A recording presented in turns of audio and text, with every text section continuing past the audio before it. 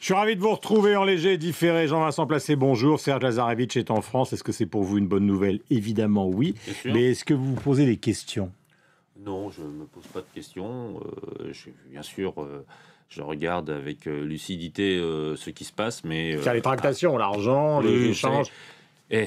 Dans ce pays, j'ai bien compris que tout le monde se plaignait toujours. On essayait toujours de rajouter à la barque. Moi, je note qu'il y avait plusieurs otages français au Mali. Aujourd'hui, on n'en a plus.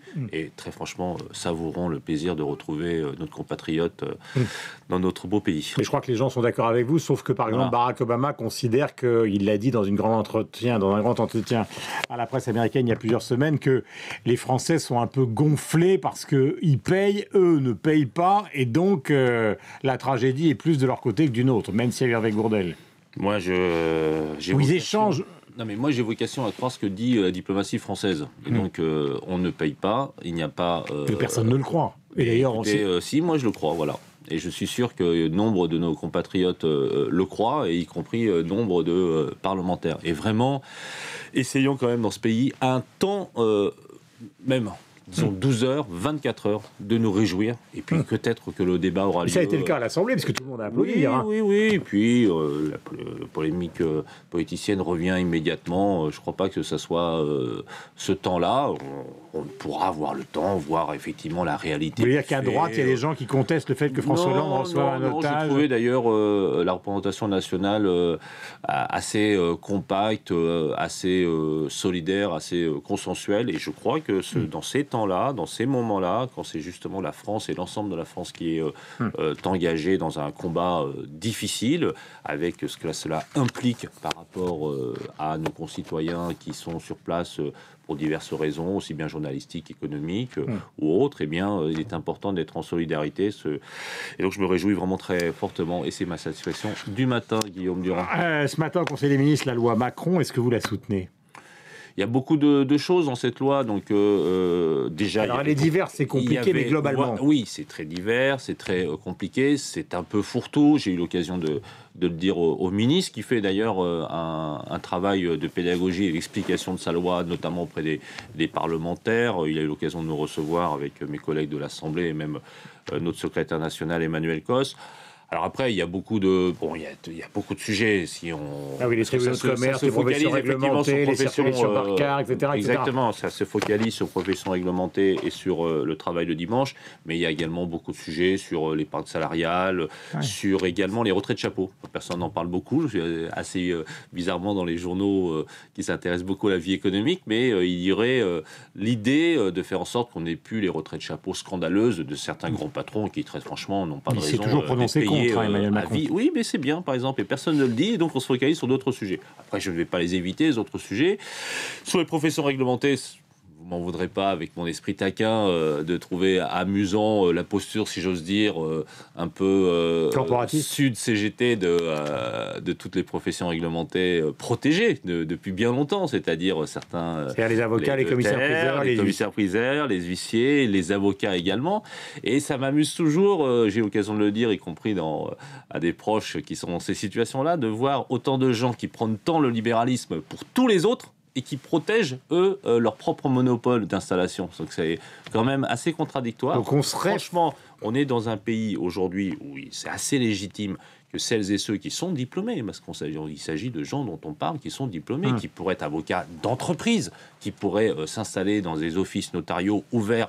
Moi, je ne suis pas un ami du grand capital, je crois que personne ne pourra dire cela, mais tout de même, ça me paraît assez normal qu'on puisse essayer de faire baisser notamment les tarifs et les prestations. Voilà, mais d'abord, c'est pas prouvé que ça va baisser, et deuxièmement, leur grand argument, c'est de dire, attendez, pardonnez-moi, leur grand argument, c'est de dire pourquoi, par exemple, les pharmaciens, pourquoi on essaie de détricoter un système qui marche pour désamorcer l'argument du corporatisme. C'est un système qui marche, d'une part, sur la santé avec la puissance publique.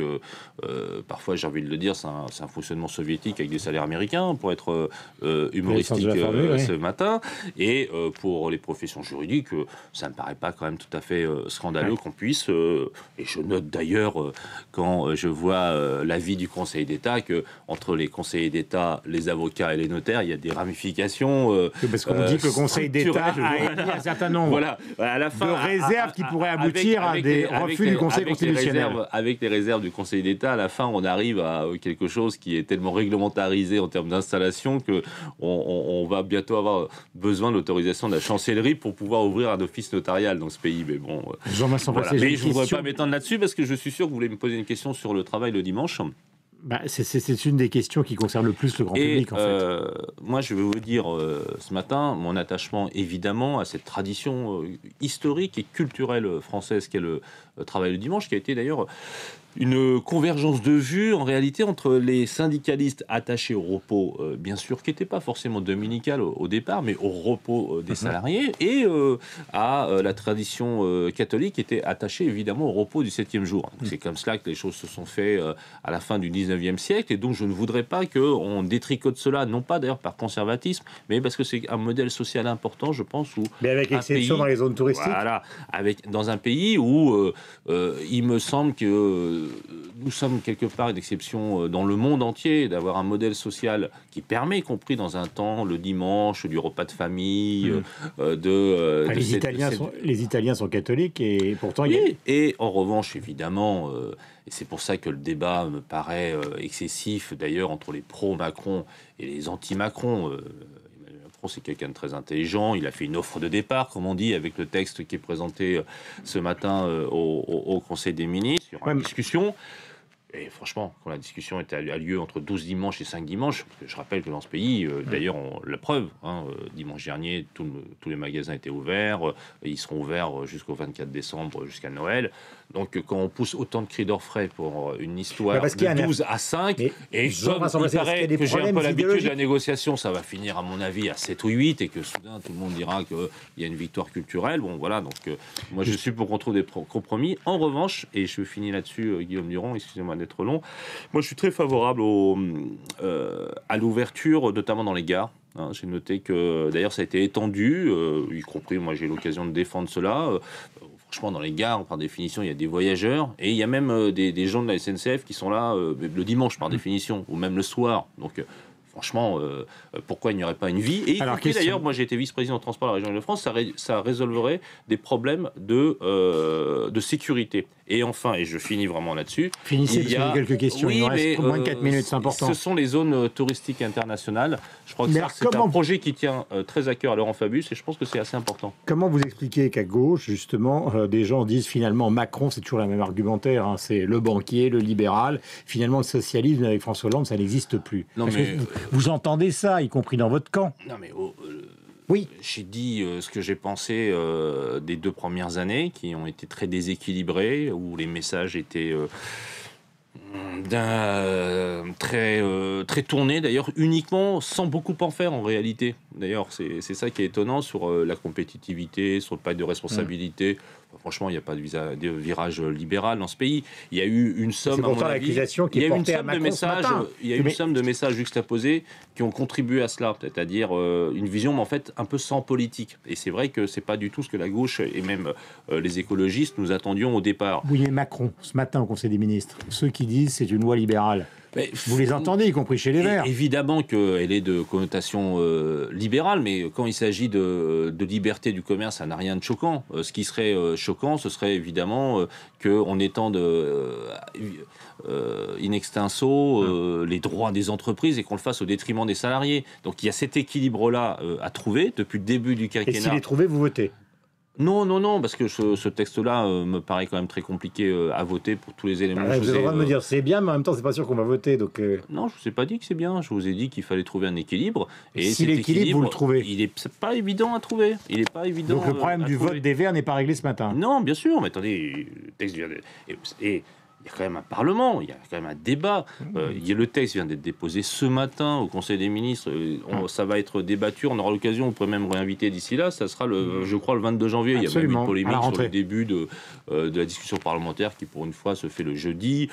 Et alors, traditionnellement, ça se fait le mardi. Donc, vous voyez, il y a toujours des polémiques. Et On a un mois pour discuter avec le ministre, il y aura des amendements ensuite il y aura la navette au Sénat, donc je ne vais pas vous dire là maintenant, un peu comme dans Lucky Luke avec les petites pancartes, ici nous tirons et ensuite nous posons les questions, donc moi je vais poser les questions avant. Et en fonction des réponses, vous prendrez une décision. Voilà. Question, est-ce qu'il y a toujours une question, enfin, est-ce qu'il est toujours question d'une scission des Verts si jamais une partie d'entre vous s'allie pour les prochaines élections au parti de gauche ? Non, mais de toute façon... Parce que ça, vous avez menacé clairement Cécile Duflot et d'autres qui veulent rejoindre Mélenchon. Moi, je ne fais pas de menaces, je dis juste des choses qui... Est-ce que c'est encore d'actualité ce matin, ces propos ? C'est d'autant moins d'actualité que dans la plupart des départements, il y a des discussions assez raisonnables en réalité. Il y a toujours l'affichage de départ, donc on dit autonomie, puis à la fin, qu'est-ce qui se passe ? On discute. Et on a entamé le mouvement chez moi dans l'Essonne avec les amis du Parti Socialiste. Tout à la fois, d'ailleurs, Jérôme Gage, Emmanuel Valls. Donc vous voyez, c'est pas un département totalement innocent à cet égard. En Seine-Saint-Denis, avec les amis de Claude Barthelone, nous avons fait un accord départemental pour essayer, bien sûr, de promouvoir le bilan que nous avons en commun dans les départements. Nous avons fait des politiques sociales, écologiques et démocratiques intéressantes, et donc on les défend. On va les défendre également en Gironde, où je crois que l'accord a été acté hier par les amis. Donc il n'y a pas ce matin de menace de scission ? D'autant moins que c'est plutôt l'idée de travailler intelligemment avec l'ensemble des forces de gauche qui commence assez rationnellement d'ailleurs à prévaloir dans des départements où la réalité veut que, vu la situation politique, vous avez vu les résultats de la législative partielle à 3, on va se retrouver, et moi je le dis à mes amis, on en termine par ça. Et vraiment en une phrase, mes amis, certains de mes amis verts de la gauche des Verts disent on ne veut absolument pas voter socialiste au premier tour et donc pas d'accord. Mais si on continue comme ça, ils vont être exaucés à double tarif dans la mesure où ils n'auront même pas à voter socialiste au deuxième tour. Parce que dans la moitié des départements de France, aujourd'hui, nous sommes dans une situation où dans la moitié des départements de France, il y aura un duel FN-UMP. Donc moi, je ne me résous pas à cela. Et je pense que personne n'a bien intégré à gauche encore ce que moi j'ai fait pour ma part, la donne politique nouvelle post-européenne où le premier parti de France est le Front National. Et c'est très inquiétant. Merci Jean-Vincent Placé d'être venu ce matin sur l'antenne d'LCI et de Radio Classique. Bonne journée à vous. Merci à vous.